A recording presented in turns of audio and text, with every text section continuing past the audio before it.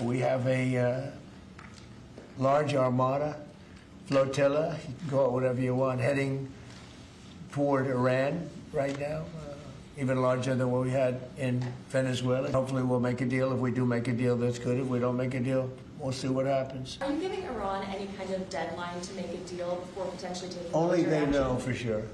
We'll see how it all works out. You know, they have to float someplace. They might as well float near Iran. President Trump in the Oval Office yesterday as the clock is ticking on an Iran strike as he signals the regime is on edge. Let's bring in Saturday in America anchor Kayleigh McEnany for a look into the president's decision-making process. Okay, Kayleigh, where do you see this heading? It certainly feels like action may be sooner rather than later. It does seem like it will be soon. And let's take us back in time where President Trump had some options before him. And reportedly, the option was to strike the nuclear program, maybe symbolic strikes like the head of the militia, their headquarters that was engaging in these protests. And then Iran comes and says, hey, we're not going to execute any of these protesters now. President Trump winds it down, and then you have this buildup. And the reporting in the New York Times is now the options go a little bit further in a way that would potentially weaken the supreme leader. And he has a panoply of options before him, but it does seem like open source intelligence, this buildup, it starts to feel a lot like Venezuela, where you had the buildup and then you had the action and no one knew it was coming, and it was highly successful. And you know, Kayleigh, I talked to General Jack Keane yesterday, and he talked about how this regime has never been weaker, going all the way back to 1979, and he believes that there could be an opportunity here to really set conditions for the regime's fall, because obviously what happens after the regime's fall would be most significant. But you mentioned the Saudis. I thought it was interesting. Fox News is reporting yesterday this headline: Saudis won't let the U.S. use its bases or airspace for an attack on Iran, senior Gulf officials reveal. But there's been some more reporting on the Saudis.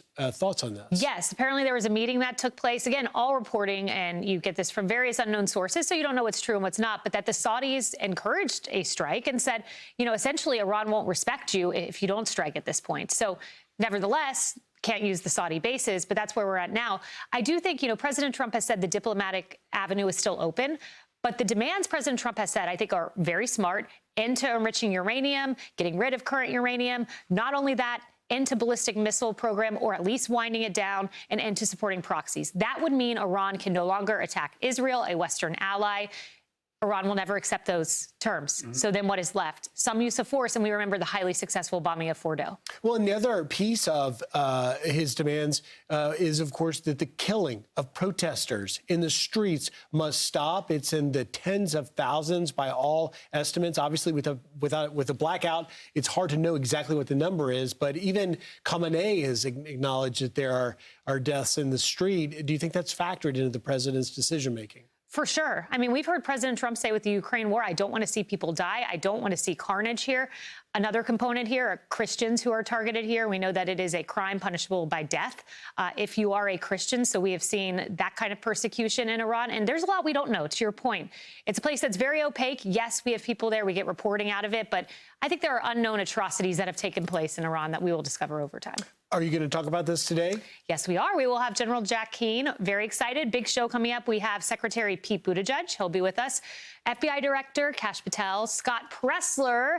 The SAVE Act is caught steam. That's to safeguard our elections. And then we also have Pastor Burke, and he has interviewed 1,000 people who had near-death experiences, and he said all of these have commonalities that point to the Bible, which is amazing. Pete Buttigieg, so fascinating. What are you going to ask him about? So it's funny, you know, he's a big 2028 contender, and I reviewed a lot of his interviews. He hasn't been asked a lot about foreign policy. So I really want to know his views on Iran, his views on Venezuela, because I think our country's no doubt safer because of President Trump. And I want to flesh out those views and see, you know, if you're a potential commander-in-chief, what are your thoughts? Yeah, ask him if he's running. I'm going to ask that. I don't think he'll tell me. But. Kayleigh McEnany, great to have you here. Saturday in America starting in just about 30 minutes. Thanks for being here. Hey, it's Will Kane. Click here to subscribe to the Fox News channel on YouTube. It's the best way to get our latest interviews and highlights. And click to subscribe to the Will Kane podcast for full episodes right now.